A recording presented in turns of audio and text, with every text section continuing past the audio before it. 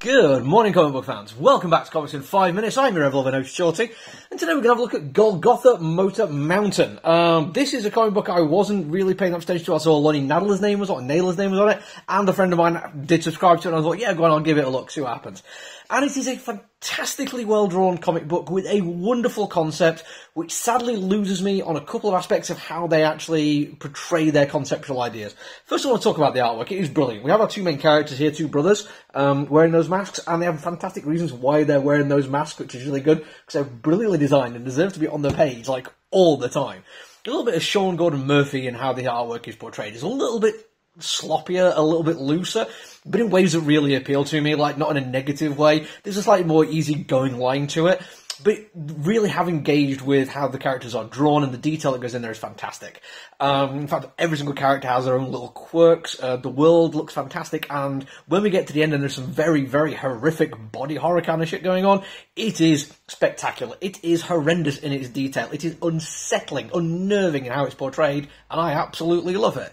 And the story is brilliant. It's about those two brothers who are two meth cooks in an Appalachian holler, who basically have one of their final cooks go horribly wrong. They have to make a whole bunch of money because they're apparently trying to get out of where they live to go to Cincinnati. They have delusions, or maybe not even delusions, maybe just expectations of grandeur. And Cincinnati, and I'm not American, I do apologise for not knowing this, but apparently Cincinnati is this huge metropolitan area with literally oozing culture and refinement. And they're going to try and go there. They've got enough to put a deposit down on a flat.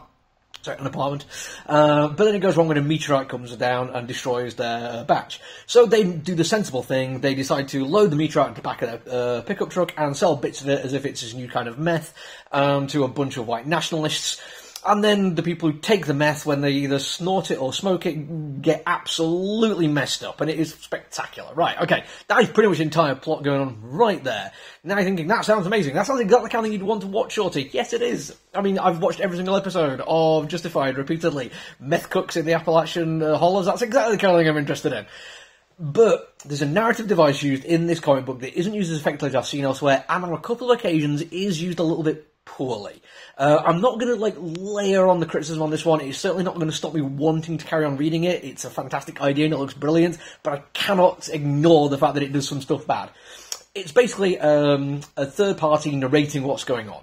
We don't know who this person is, and when we find out who that is, it might actually change our expectations of what the story has been about. This is good. I know a lot of writers who can do this very, very well. Tom King off the top of my head has done it fantastically in his Wonder Woman story.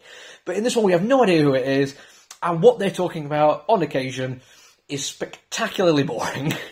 It starts off with world building, and world building is a contentious thing for people who engage in media, either on the writing or the receiving end of it. Some people don't think it's as necessary as others. I personally think it comes down to how well it's done. I think this is one of those occasions where the show don't tell thing is very, very important, and what we have in this one is an awful lot of tell.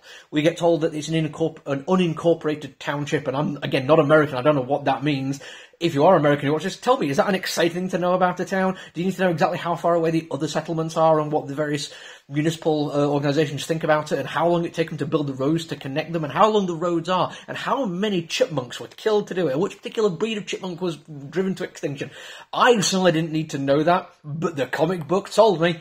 But then we get to this wonderful bit where we meet the white nationalists, and we find out an awful lot about them and the history of the KKK in the area and how prevalent it is and where they take their basis of information from and how they spread their word. And it adds to the world. It kind of shows that our meth cooks, who we have to are sympathetic to, they seem to be mostly nice guys, have to deal with white nationalists and the fact that they don't really have much of the choice, and we can kind of sympathise with them in the fact that they don't have any other option but have to deal with these terrible people. And it adds background to who these people are and their organisational structure, and when things happen to them, it kind of makes sense in terms of how it affects them. This is really, really good world building. But then we get to the end, and all the horror is going on, and it is spectacular horror, unsettling and beautiful in equal measure. The detail work is superb for this. But then we're getting narration of the fact that it's actually alien DNA that is recoding human DNA, and it's come from some giant alien being of a size we can't...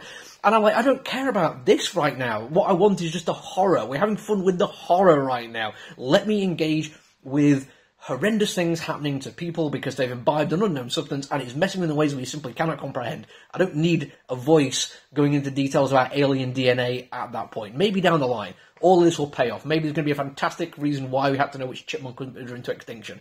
I don't know. It's an issue one. There's always that risk that we don't know how it's going to play out or if it's going to pay off. I am certainly going to carry on reading it, but I really hope I don't get bogged down with more minutia, which is thoroughly unimportant and occasionally quite dull. It was disappointing for that bit, but it's a good-looking comic book and the concept's sound.